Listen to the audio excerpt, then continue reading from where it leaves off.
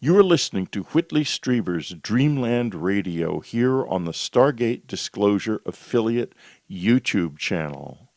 Visit the official unknowncountry.com website for the latest news, publications, and access to our vast membership archive. This is Steve Colburn. Steve, welcome to Dreamland. I'm glad to be here. Well, it's a real pleasure to have you after so long. You've never been on Dreamland, and you, of course, knew Dr. Roger Leir, as I did, very, very well. In the material about the documentary Patient 17 on the Internet, there is if you look, you can find this. In the YouTube video of Patient 17, the narrator says something like, "I've been trying to get a hold of Steve, but can't." At 4031, we see Steve Colburn display a clear box with a small rectangular object in it. Apparently, this is another example of an implant. But where did Steve go? Who is Steve Colburn? Okay? And that is the question I am asking you right now. Well, I hadn't really gone anywhere. What happened was Mr. Corbell paid for some isotopic tests on the object that turned out intriguing, but a little bit inconclusive. Some elements showed up as being from off-planet, and some elements did not. We tested 3 elements, and I think 2 of them showed up as being probably from off-planet, and 1 did not. And so that's enough for me, after seeing the weird stuff I've seen in this field, to think that it's probably an alien object, but probably not enough for most mainstream people. But in any event, he wanted to get some more tests done, and he called me and wanted me to hand the object over to this mysterious nano man that he said was some government scientist. And I said that would be okay if I can go with the object to supervise and make sure there's no monkey business, because we've had a lot of problems in the past with the government taking objects and with the promise to analyze them, and then coming back with it was nothing, or it was just a mundane object, or just no results at all, and the object just disappears. You never see it again. And so they threw it away, or just don't give you any excuse at all as to what happened to it. So he said that Nanoman would not agree to those terms, me being in the lab and observing the testing, and would not agree to give a list of what tests he planned to do as well. So I said no, and Mr. Corbell continued to call me and practically demand that I turn the object over to him, and I told him no, and I stopped taking his calls after a while because he was starting to harass me. Who was Mr. Corbell? You haven't been clear about that. Jeremy Corbell is the producer of the film Patient 17. Oh, I see. Okay, I didn't realize that. Oh yeah. Probably I'm the only one who didn't. But go ahead. Yeah, that's about it as far as what he said about me going somewhere, or not wanting to have further tests done on the object. Nothing could be further from the truth. I mean, I definitely want to have further testing done on the object, but I want it done in such a manner that I know that I'm going to get it back. Dr. Leir made me the custodian of the object, and I want to be able to get it back so that it can be tested further. And tell us a little bit about the object itself, and then we're going to talk about your relationship with Dr. Leir. Well, the object came out of a man who's, I guess his name has already come out, but he indicated to me that he didn't want publicity, so I'm not going to mention his name, but it came out of a man that was a friend of Rick Shaw's, who paid for the surgery, and it came out of his wrist, I believe, or no, his. I've seen so many of these surgeries; it's hard to keep them all straight. But it's either his wrist or his leg. But I think it came out of his leg. I was at that surgery. I'm pretty sure. Yeah, it was his leg then. Yeah. Ron Noel, number 16, was the wrist, so it was probably his leg. Free Dreamlanders, we're going to take a little brief break here. We'll be right back. We're back with Steve Colburn. Do you have an implant that you would like to have studied? You can reach Steve at 805-625-2549. You will get a message machine and leave a message, and he will call you back. You can also reach him at steve@neutronstarnanotech.com. That's steve@neutronstarnanotech.com. Steve, before we get back into the implants, I think it's important that we talk a little bit about Dr. Roger Leir and your relationship with him, my relationship with him, the Alien Intent documentary, Ill-Fated, that we attempted to do, and that sort of thing. So let's talk. First, tell us a little bit about Dr. Leir. For those of us who are, Dr. Leir has passed away some years ago, and there will be listeners who don't know much about Dr. Leir. Yeah. Well, Dr. Leir was a podiatrist who had a lifelong interest in UFOs, and he said his father got him interested in UFOs, who was a high Mason, and seemed to know a lot about the subject. It seemed to be an important subject to that group. And he was at a UFO convention once and met a man named Daryl Sims that claimed that the aliens were putting objects inside people. And Dr. Leir said he thought it was the most ridiculous thing he ever heard, until he saw some of the X-rays that Daryl had and was intrigued by them. And he said, well, if this is really real, then tell these people to come over to my office and we can extract a few of the objects and find out what they are and, put this to rest. And so he did that, and they started a partnership and extracted perhaps 10 of the objects in the first half of their project. And I think you were one of the first attempts to get a patient. Well, I was one of the first witnesses. Dr. Leir never actually attempted to remove one from me. Oh, you were on the list at one point, though. Yeah, I was, but I withdrew from that because of a lot of reasons that my listeners already know. Right. And then after he and Daryl Sims broke up, I became his partner a few years later, and went back and reanalyzed with more techniques some of the implants that he had already removed, and analyzed the last 4 implants that he took out of patients, including me. I mean, that's how I met the Dr. Leir. The aliens put an implant in my left second toe in February of 2008, and Dr. Leir only worked a few blocks from where I used to work in Camarillo, California.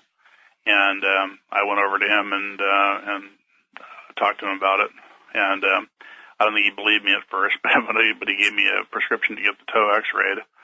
And the prescription said to give a copy of the X-ray to the patient. And I couldn't wait to hold it up to the light and see if anything was in there. And I knew that I was going to see something because I remember that the aliens had been there before I got this stinging sensation in my toe and these puncture wounds in the underside of my toe. But now, why would this have happened to you? I've been an experiencer all my life, and this was just the latest thing. Activity picked up after my ex-wife and I had children, and I'm not sure why they did it. I think it was a medical monitoring device of some kind, though. And I had the device in my body for about 7 months, so hopefully they got whatever data they needed. It's interesting that you think that, because I'm going to ask you later on what you think the implants do when we get into, and how they do it, when we get into talking about nanotechnology, which you know a great deal about. Right. Before we go on, though, folks, I would like to mention, Steve mentioned in passing Daryl Sims, and it's true that Roger Leir and Daryl Sims had a bust up, but if we leave those things aside, I want to mention that there is a GoFundMe campaign for Daryl Sims on the internet, on GoFundMe. It's Daryl Sims Medical. Go to GoFundMe.com and just click on Darrell Sims, search on Darrell, DERREL-Sims, SIMS, and you'll find it. They need help, financial help. Darrell is very ill, and I would guess that they're not properly covered by medical insurance or something. So bear that in mind. Now let's get back to the show.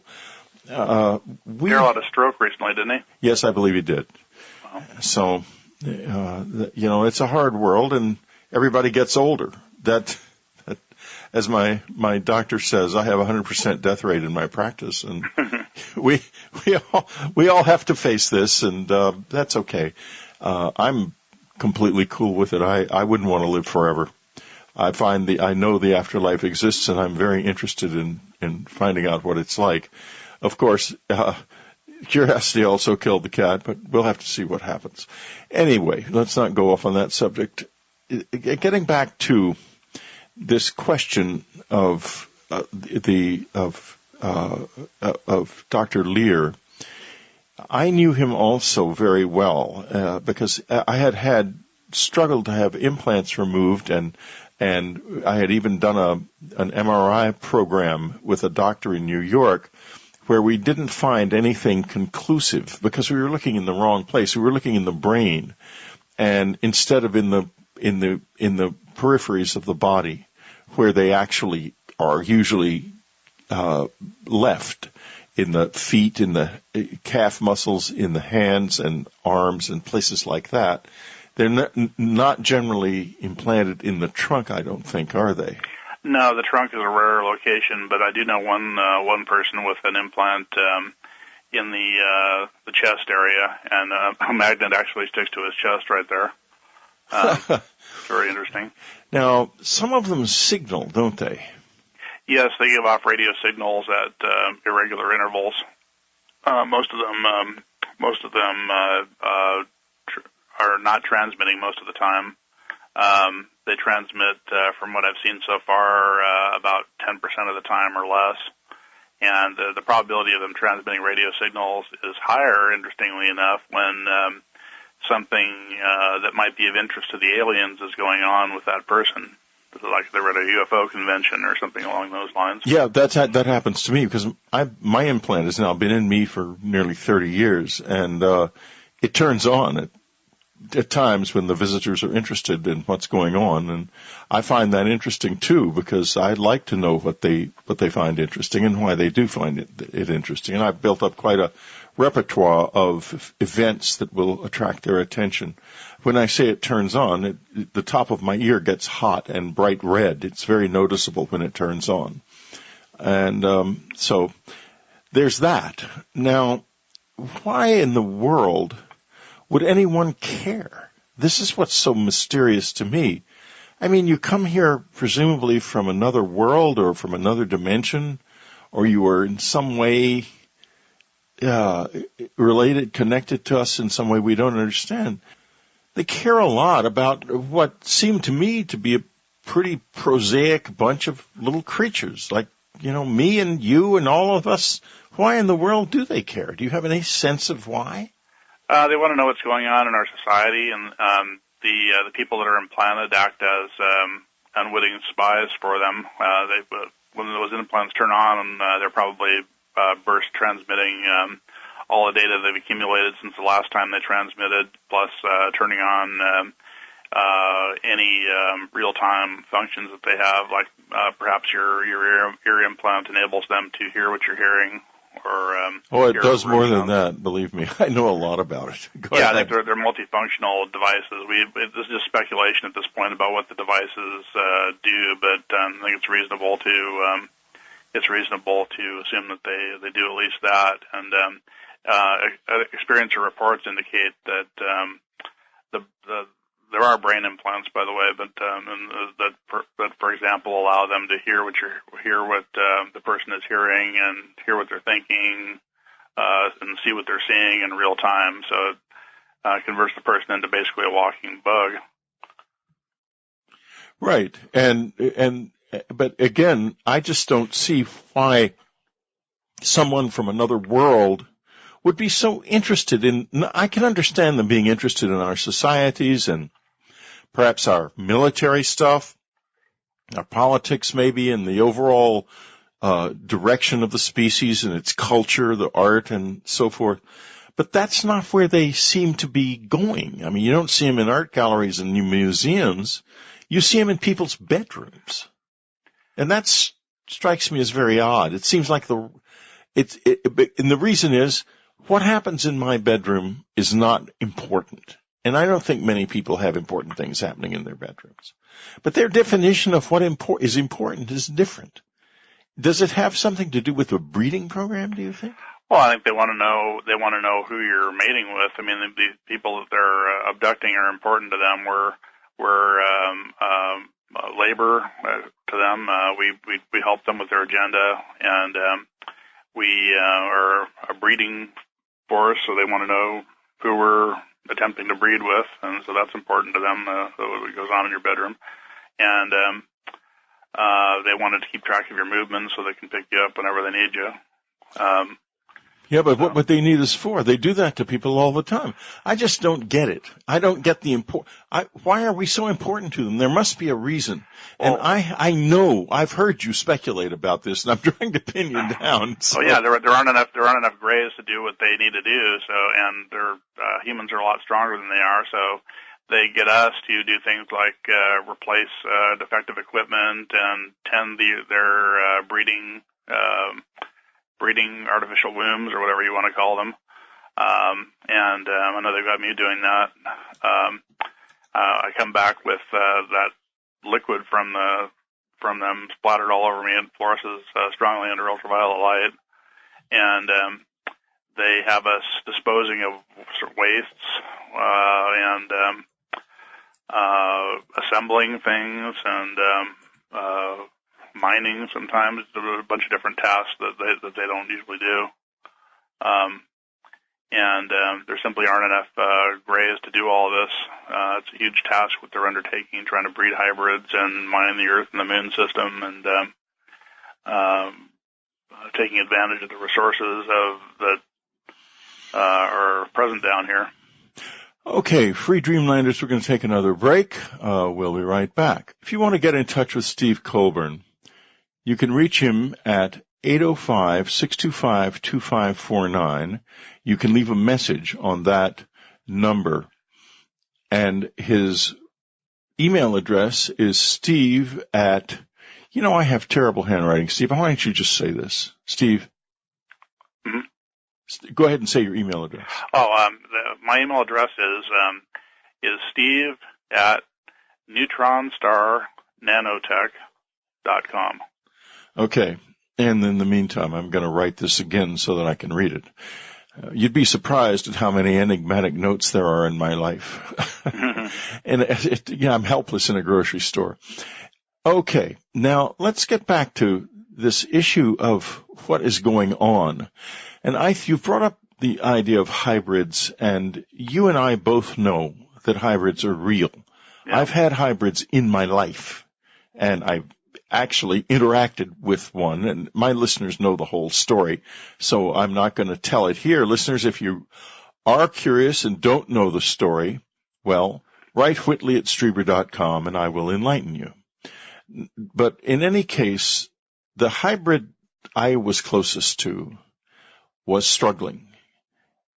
He could not bear to be near human beings or to be touched.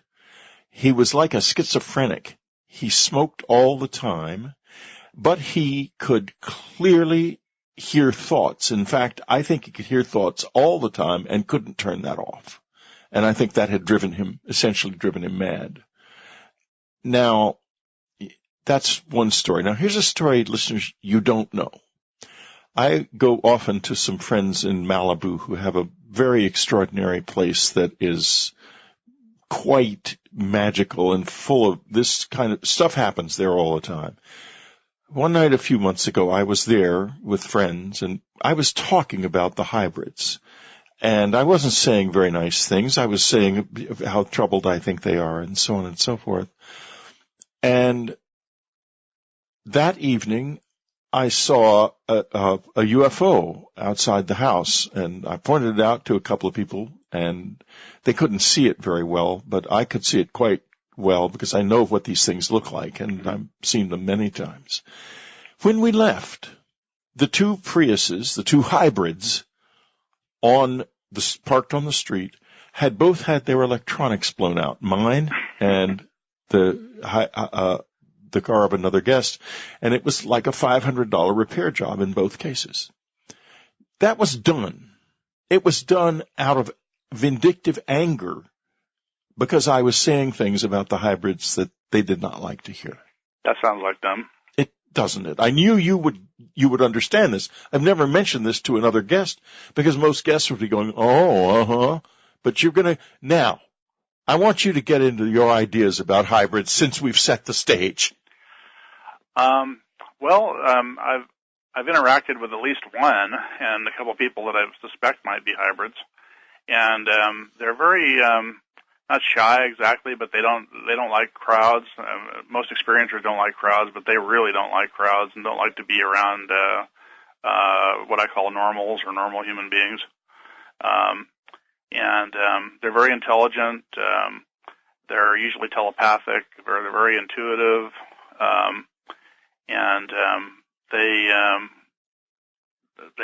They don't like gratuitous violence or a lot of bad stuff that a lot of normal people seem to be into. But they do kind of have a temper if you provoke them in any way. Yes, I've noticed this. They're designed to be aggressive, but only when it's called for, I would say.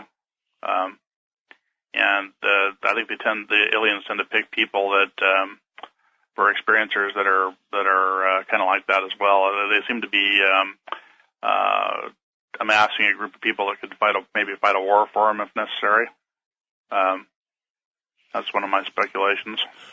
It's interesting because I wonder the degree to which people feel Stockholm Syndrome with regard to the aliens. I worry about that in my own case. Oh, I've got it for sure. When you say that, does that mean you have an affinity for them that you don't understand? Yeah, I mean they've done a lot of what a lot of people consider bad stuff to me, and I find it way easier to forgive them for it than I would if people did that to me. I'm in exactly the same boat, and so are most of the people I know who have had these things happen to them. It feels like programming. It feels like I'm programmed to just overlook whatever bad stuff happens in the alien program, and I'm to the point. That doesn't bother you? You don't want to fight that somehow? Or are you programmed not to, do you think? I think I'm programmed not to. I mean, even when they started doing this kind of stuff to my kids, I mean, it didn't bother me nearly as much as it should have. They didn't do anything too bad to them, but nothing they didn't do to me. But it should have bothered me. It would bother most people, and I just felt like it was the natural order of things or something like that, and that did kind of bother me.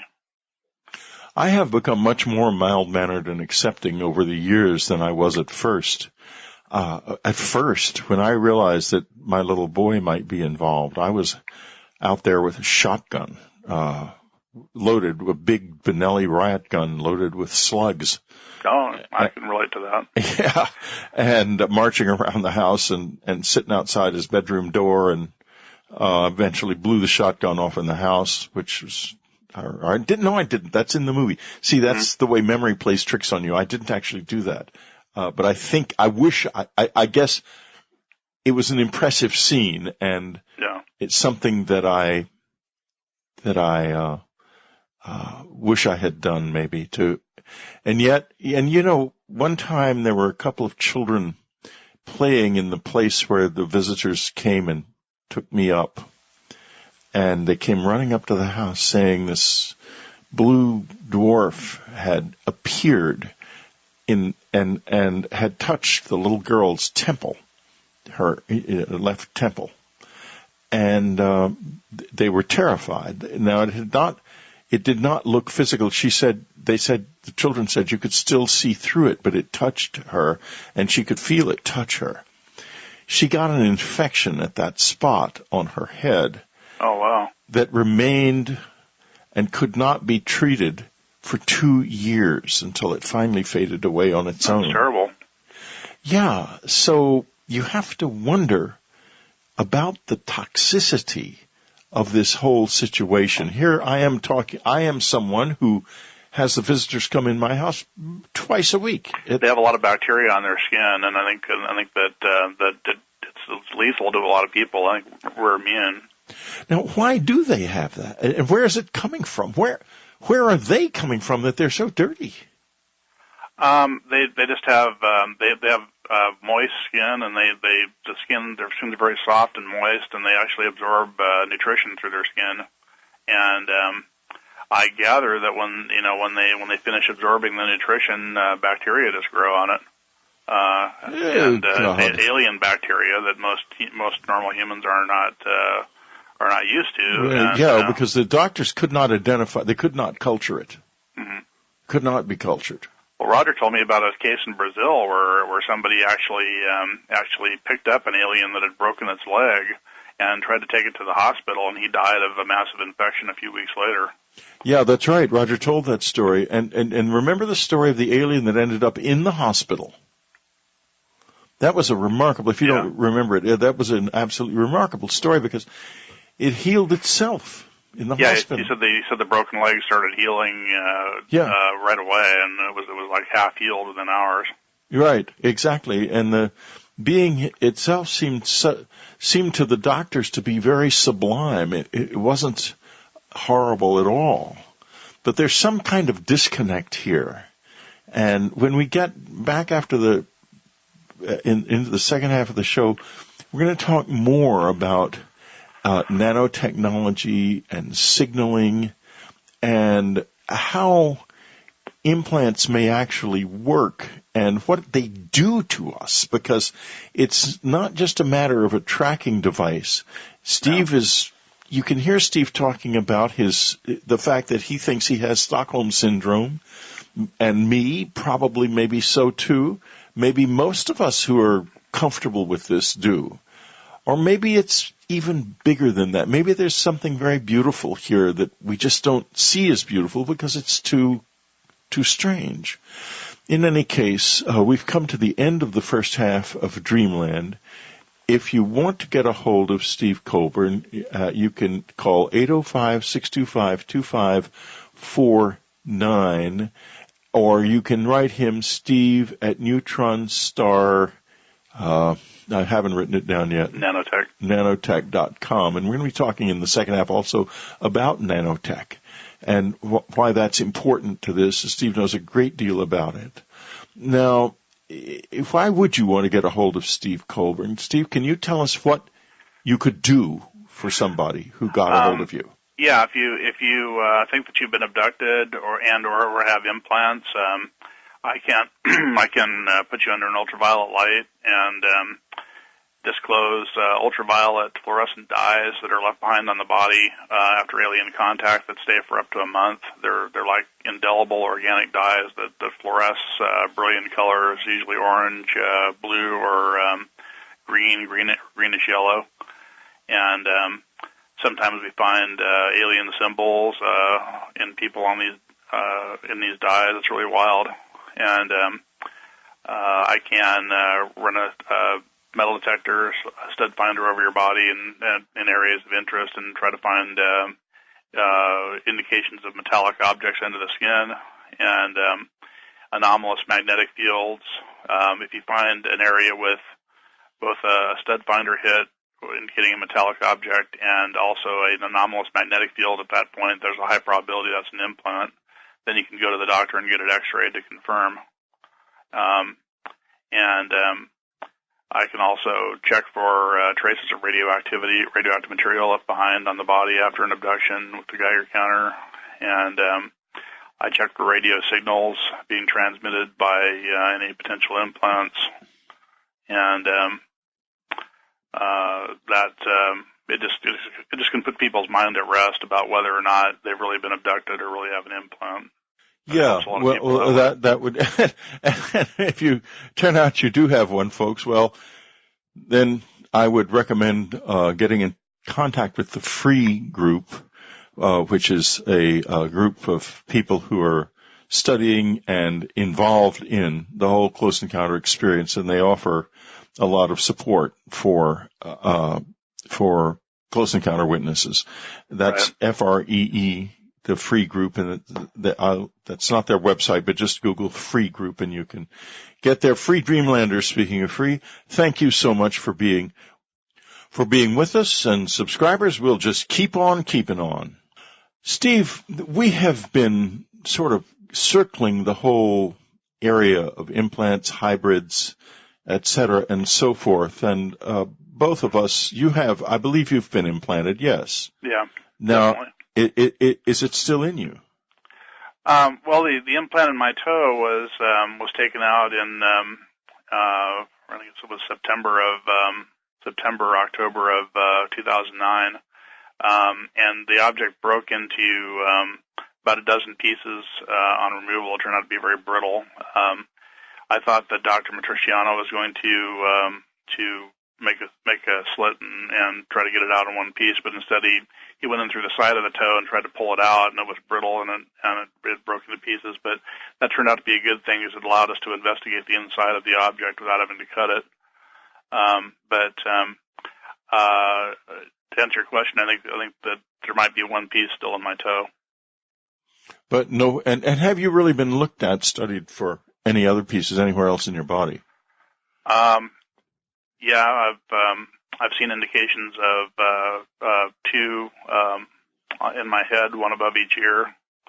I think those are definite. I've seen them on X-ray. They're hard to see, but I've seen it. And I have reason to believe that I have a brain implant. I remember it being put in.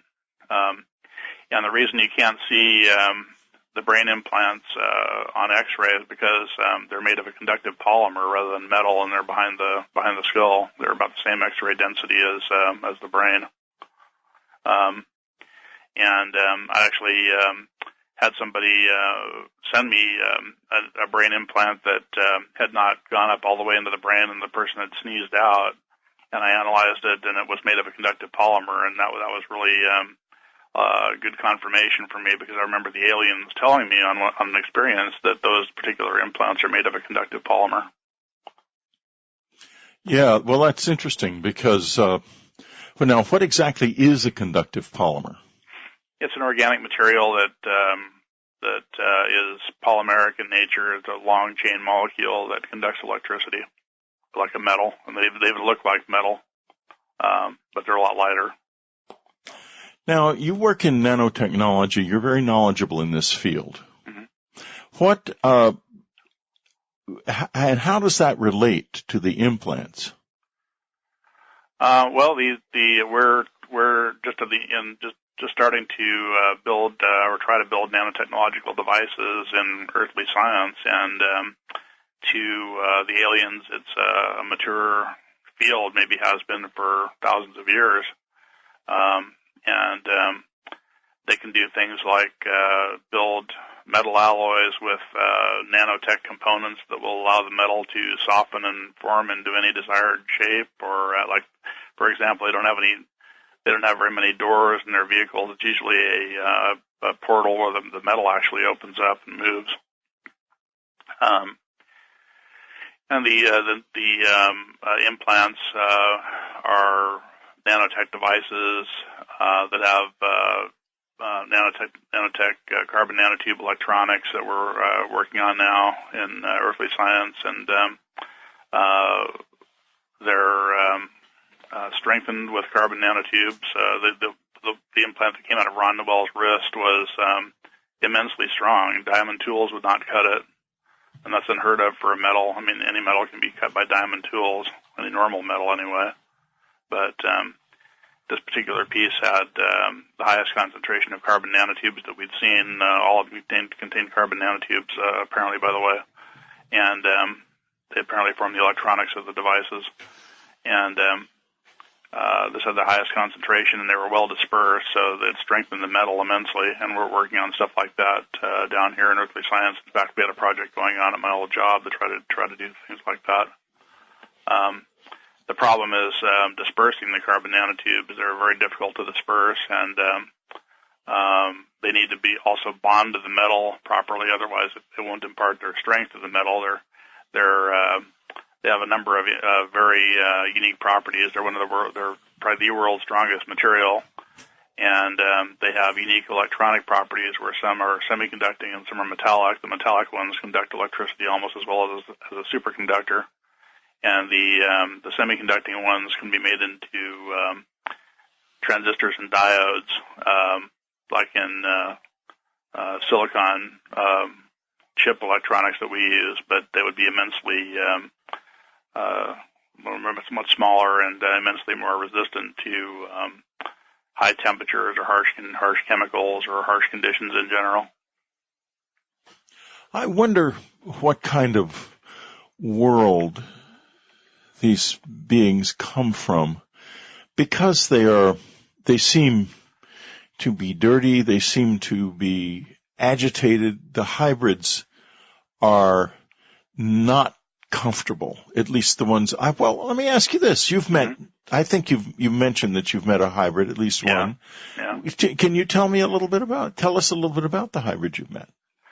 Well, the one I'm sure was a hybrid, or certain in my own mind anyway, it was a hybrid. Roger actually initially met at the San Francisco UFO conference, and he said that this person came up to him and asked him about his research, and he said he lived in Colorado, and Dr. Lear said, well, you must be a great skier, and he said, what's skiing? And so he must be the only person in Colorado that doesn't know what skiing is. What did he look like? He was about 6 feet tall, and I only had a photo of him that was not too good and taken from quite a distance away, but he looked like he was about 6 feet tall, and I never met him in person, but I just talked to him on the phone a few times. He's about 6 feet tall, sandy blonde hair, looked like probably green eyes, like pasty white skin, and light build. Didn't have any fat on him, and didn't look that muscular either. And personality was kind of nerdy, I guess, and didn't seem like he really wanted to be that sociable with most people. He said he owned a computer company. Now, why did Roger think he was a hybrid? He didn't seem to know things that anybody that grew up in the society should know. Yeah, I mean, aside from the skiing incident. He didn't seem to know the social mannerisms, like Roger said something out of the car window, and he waved and walked back up, instead of ending the conversation. He just strange things like that. I wonder did you ever hear anything about where he lived? Yeah, I know. I think I've got it written down somewhere where he lived, but he lived in a suburb of Denver, and he owned a company that I don't remember the name of right now. He really did own a company. I looked that up too, and he was very obsessed with the movie WALL-E. WALL-E. He thought that sent a really good environmental message. So he was concerned about the environment. Very much so. Okay, I may also have known him. I didn't realize this before this conversation. Roger and I didn't talk much about him, and it never occurred to me, but I would have to see a picture of him, but it's possible that I also knew him. And I knew him in a circumstance, if this is the case, and I could be talking about another person, of course, where it would be absolutely certain in my mind that he was not exactly a hybrid of the kind that we've been talking about, but rather one that was genetically linked to these blonde people, these tall blonde people, and who are very concerned about the environment. They are the source of all of the environmental concern that is shot through my entire body of work and in my website and so forth, comes from them. And So it may be that we could be easily talking about the same person, or in any case, I would suspect that we're quite right about him being what Roger thought he was. What did you talk about? You mentioned you talked on the phone. We talked about movies and about computers and about he liked to talk about the government and about how bad it was and about ways to search. He thought they were going to shut down the internet. About ways to still communicate on the internet even if they shut it down by memorizing people's IP addresses. Oh boy, he talked about the environment a lot, and we talked about concern about habitat destruction. I mean, that's my number one environmental concern is them cutting down the jungle. I mean, a lot of things can live in a polluted environment, but most people are concerned about pollution the most. And that's a concern, definitely. But a lot of things can live in a polluted environment, but very few things can live if you destroy their habitat. And a lot of our oxygen comes from those rainforests they're cutting down, maybe more than is generally supposed. Some people say most of the oxygen comes from the ocean, and maybe it does, but now we're polluting the ocean as well with radiation, and we don't know what effect that'll have. So there are a lot of environmental concerns. Right, there sure are.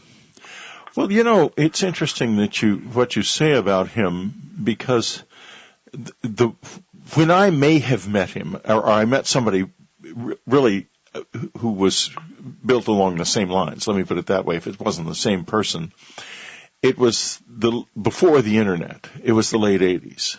And he talked to me on the phone extensively about the Greys, and he was very negative about them. And he said an interesting thing. He said, you must not fight them, because if you fight them, they will... he said, not if you fight them. He said, if you have a war with them, they will never let you win, and they will never let you stop fighting. Not ever. Not ever. Not ever. And he was adamant about that, and I thought he was the saddest man I had ever spoken to in my life. And I thought then about these deep conflicts that seem to be kind of beneath the surface of this whole experience. I know Roger thought a lot about this, and I know you have too. Can you tell us what this now means to you, that we are facing, or we are in a way the victims of a kind of huge conflict? Well, I think there's a big conflict between the Greys and our military, and the Greys in certain aspects of our society, like the New World Order people. Maybe some people don't believe they exist, but I assure you they do. Oh, well, listen, folks, just so you know, I can assure you with certainty there is conflict between the Greys and our military. For certain. I can't say why I know that, but I can say it for certain. Go ahead. The military has been at war with them for years, but Black Project military units want to get their technology as well, so it's kind of a dichotomy going on there. And as far as war with the Greys is concerned, I tell a lot of people we need to be cautious with these aliens, because even though I think they've shown restraint when chased by jets and fired at by missiles, stuff like that, they're showing the kind of restraint that a farmer shows his cattle. We haven't even seen their big guns yet. I mean, these UFOs are not unarmed. They have electromagnetic weapons similar to phaser weapons on Star Trek. Phasers is as good a name for them as any. They use much less power than lasers, and they're much more destructive. And they have a gravity beam that they can use to pick up objects on the ground. And like me. I went up in one. Yeah, me too. I personally did. Have you done that too? Absolutely. I remember the first time I was regressed. I remember doing that, and I remember I wasn't scared. I must have done it hundreds of times. That really made an impression on me. Well, I have to say that I was surprised when it happened to me. Mm-hmm. So maybe I was not as experienced as you were. or maybe you're just more afraid of heights. I don't know. I don't know, but I wasn't scared. I was just surprised because I was sitting there, and then suddenly I just went up in the air through the forest. And I looked down, and there were the tops of the trees, and I thought, what? I was not in an elevator. So yeah, most of the time they either hover a few hundred feet up and pull you up through the tractor beam, or again, a tractor beam is as good a name for it as any. That's the Star Trek name for it. And other times they'll hover at rooftop level and take you outside and take you up in the tractor beam. But it just depends how much of a hurry they're in, I suppose. And sometimes they take you right through the roof of the house. Right through. Yeah, you can. And I wonder if you're still in a completely physical state when that happens. Well, they have a device that an electromagnetic device that moves the molecules of the thing you're trying to go through aside a little bit in force space, and it has the effect of rendering it like not as solid in our reality. And we've seen this effect in experiments in the lab here, like in John Hutchinson's experiments, for example. He's seen one object pass into another or through another. You've probably seen those films. Yeah, that's right. So we can almost do this, and certainly, so it is possible to do it physically. It's very startling when it happens. I have to tell you, I can do it when I'm in an out of body state. Let me ask you this: do you ever go out of your body and ended up out of your body?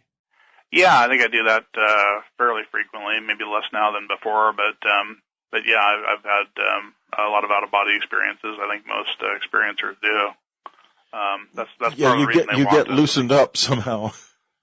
Yeah, they want us in part because, in addition to the labor, they want us in part because we have psychic abilities they don't, like remote viewing, and they use us as remote viewers quite a bit. Yeah, I think that one of the things about us that is really suppressed is how powerful we actually are. Yeah, I agree. And they want to make it look like we're powerless, to do that they expose to us all kinds of technologies that seem like magic that we can't understand, and that are very potent.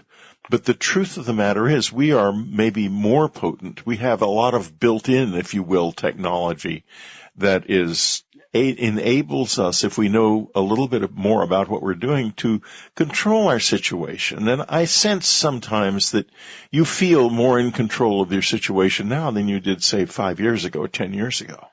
Oh yeah, I mean, before I just knew that I was probably an experiencer, and that for sure something was going on that I didn't understand, and that happened usually at night. And it just makes you paranoid unless you know what's going on. And at least now having at least the bare bones of information about what's going on with me in this program has helped immensely. Yeah. So now, when you say the bare bones of what's going on, could you reiterate for us what they are? My job is to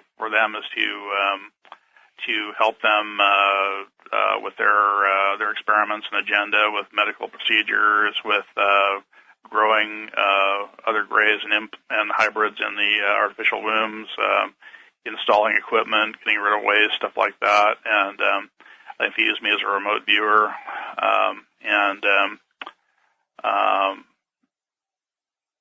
sometimes they want me just to talk to people and reassure them and tell them what's going on, act as not a tour guide exactly, but just somebody that provides information about what to expect in the program.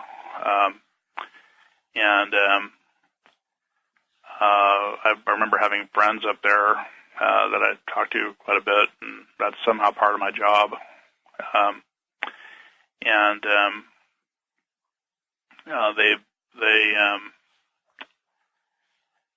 They have trained me to fly UFOs. I don't think I'm primarily a pilot, but I remember being trained to fly UFOs. They probably want an experiencer to be able to fly UFOs in an emergency in case they don't have enough pilots. Doesn't that strike you as strange? You're not the only experiencer I know who's reported this. Yeah, a lot of people have. It's as if something is kind of waiting to happen, but it never does. It never does. Well, the timeline's changed several times, is my understanding. Where the whatever is going to happen, I think it's a mass die-off of humanity. Could have happened in the 90s, but didn't, and it's going to happen maybe in a few years from now, but it'll be worse. The population right now, they're right, is unsustainable. We haven't seen the full effect of the 7 billion people we have on the planet right now, and there's going to be a die-off, I think, involving at least a limited nuclear war, volcanic super eruptions, asteroid impacts, disease, stuff like that. And environmental collapse, because they say that the Gulf Stream is about to collapse, and, that's the superstorm scenario all over, for real, finally, this time. And maybe so. A lot of us have been given these warnings, and I know, and I've written about them and spoken about them and even made movies about them.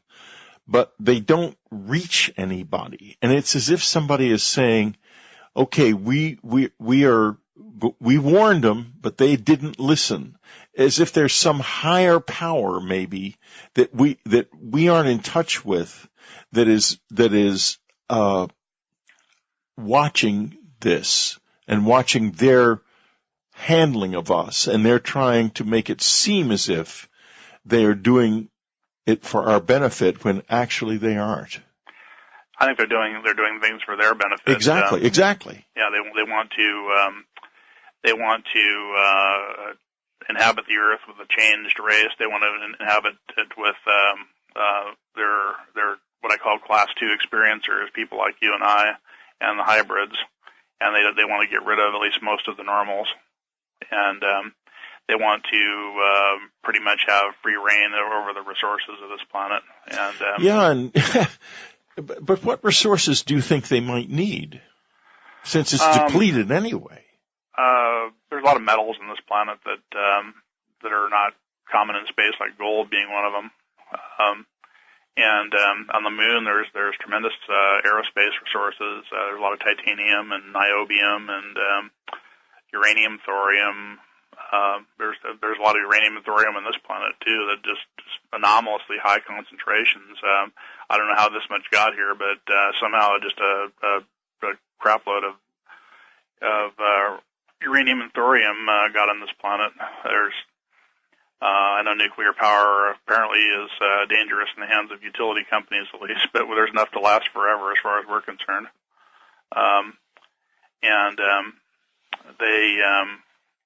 They want the genetic diversity down here. A lot of the genes down here on this planet are unique. They told me that this planet is very important because planets that have some life and some life on them are pretty common, but worlds like this that have millions of species and all kinds of genetic diversity and everything are not common. There's only like 4 or 5 like it in the galaxy.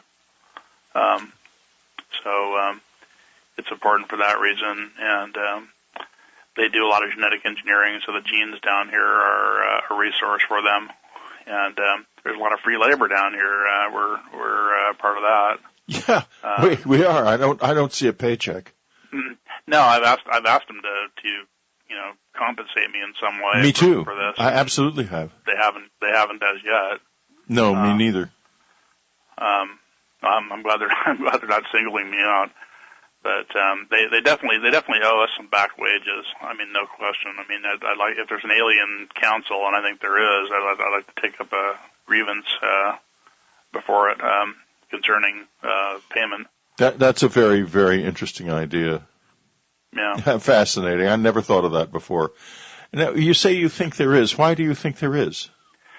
I don't have any evidence, but I know that they have said that there is, and it makes sense. And I know there's more species than just the grays. And it makes sense that there'd be like an alien UN to prevent war. They can't afford war. It would destroy the entire galaxy if there were war with powerful species. I've had direct personal contact with 3 species, and I don't know that they're all aliens, but I for various reasons, I think there may be something very different going on here that we haven't really fully understood. But at the same time, at the same time, there are definitely different species involved. Absolutely. And there's some video around. One of the few pieces of legitimate video of an alien that I know of is of this strange, glowing sort of stick figure walking down a guy's driveway. Mm-hmm. And it's not been debunked, and it's unlike anything anyone has ever reported seeing. Sounds like an angel almost. Oh, no. You wouldn't think that if you saw it. Folks, all you have to do to find this is to go to the Out There section on Unknown Country and input the search term stick figure. Go to the advanced search engine, and you'll see all of the different parts of the site. Click on Out There and put as your phrase stick figure, and you'll see the stick figure video. It's very fascinating. All right, I'll take a look at that. Yeah, do. Well, Steve, we're coming to the end of our time together, and this has really been good and fascinating. And I'm so glad you called me. We had sort of lost touch, I guess, after Art passed away. No, Roger. I'm just thinking about Art Bell, who passed away recently. Right. And I'm glad you got back in touch, and we got to keep it going because you're a fascinating guy with a lot of interesting information, and where Steve Colbert actually goes and what he does is pretty much of a mystery wrapped in an enigma. Well, I'd be glad to discuss it more with you at a later date. Well, absolutely. And listeners, again, if you want to get in touch with Steve, he's at 805-625-2549, and you can, if you think you might have an implant or something like that, you can call and leave a message on that number, or email him at steve@neutronstar, nanotech.com.